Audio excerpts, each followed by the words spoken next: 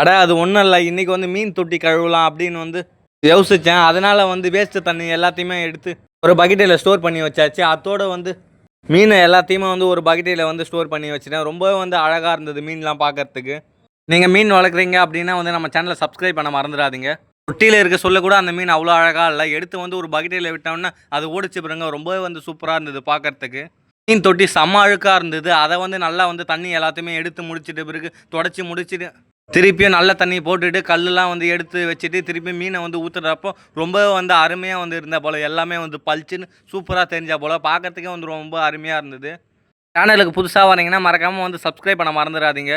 First ஒரு video போட்டிருப்பேன், அதில் வந்து மீன் வந்து ரொம்ப வந்து அழுக்காக இருந்திருக்கேன் எல்லாமே வந்து. இப்போ வந்து தொடச்சி போட்டிருக்கேன். இது எப்படின்னு இருக்குன்னு மறக்காமல் கமெண்ட் பாக்ஸில் கமெண்ட் பண்ணுங்கள். ரொம்பவும் குட்டி குட்டி மீன்லாம் இருந்ததுங்க. அது ரொம்ப ரொம்ப அழகாக இருந்தது. நேற்று போட்ட குட்டி அந்தளவு வந்து சின்ன சின்ன குட்டிலாம் வந்து இந்த மீன் தொட்டியில் இருந்தது. நீங்களே பாருங்கள் ஃபஸ்ட்டு எப்படி இருந்தது, இப்போ எப்படி இருக்குன்னு. ரொம்பவே வந்து அழகாக இருக்குது பார்க்குறதுக்கு. ரொம்பவே வந்து சூப்பராக இருந்தது. டாடா பாய் பாய், உங்கள் ஃபீனிக்ஸ் அரவிந்த்.